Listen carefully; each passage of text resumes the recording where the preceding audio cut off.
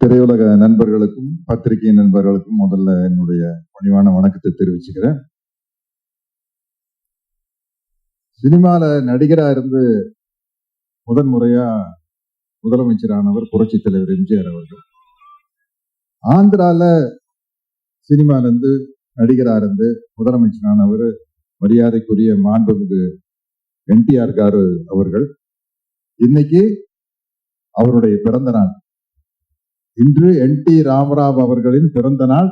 அந்த பிறந்த நாள் அன்று ஆந்திராவின் deputy CM power star Pawan கல்யாணுடைய ஒரு நிகழ்ச்சி, ஒரு விழா நடக்கிறது எனக்கு ரொம்ப மகிழ்ச்சியா இருக்குது, ரொம்ப பெருமையா இருக்குது.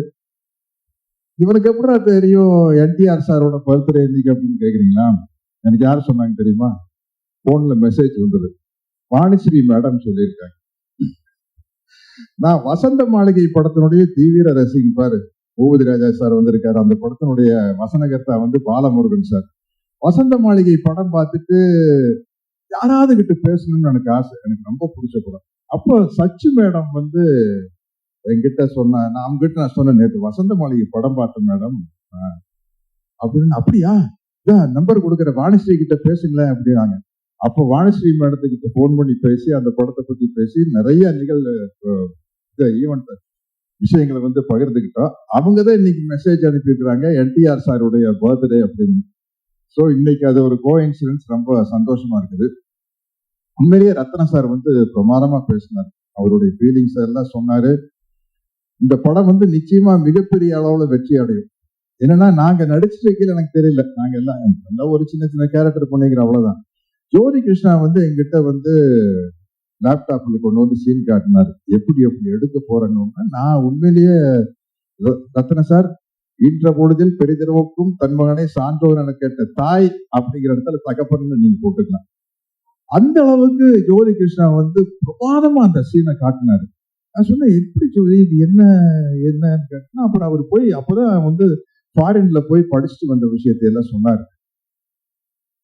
பார்த்து படிச்சுட்டு வந்தா மட்டும் பார்த்தாதான் நீங்க பார்த்த மாதிரி நானும் பார்த்து பிரமிச்சிட்டேன். அந்த மேக்கிங் பார்த்து பிரமிச்சிட்டேன். அதனால இந்த படத்துல நானும் இருக்கிறேன் அப்படிங்கிறது எனக்கு ஒரு சந்தோஷமான விஷயம். ஆனா அதை விட சந்தோஷமான விஷயம் என்ன, சாரி டு சே நிதி, நான் தான் இந்த படத்தோட ஹீரோயின். நான் தான் ஹீரோயின். ஒரு படம் என்ன, நீங்க டைட்டானிக் வேணாலும் எடுங்க, என்ன கதை, கப்பல் முழுகுது, ஹீரோயினை காப்பாத்துறதுக்காக ஹீரோ போராடுறாரு, அதுல 2 பேரும் மூழ்கிடுறாங்க. சோ ஒரு ஹீரோ யாரை காப்பாத்துறதுக்காக ஹீரோ கஷ்டப்படுறாரு, அவங்கதான் ஹீரோயின். அப்படி பார்த்தா இந்த படத்துல நான் தான் ஹீரோயின். என்னை காப்பாத்துறதுக்காகத்தானே பயம். ஜோதி கரெக்டா அவுட்லைன் சொல்லிட்டேன்னு தப்பா நினைக்காதீங்க. இந்த படத்துல பவர் ஸ்டார் பவன் கல்யாணுக்கு நான் தான் ஹீரோயின். அவர் என்னை காப்பாத்துறதுக்காக வராரு. இந்த படத்தினுடைய எவ்வளவு கஷ்டமே என்னை காப்பாத்துறதுக்காக நடக்கிறது.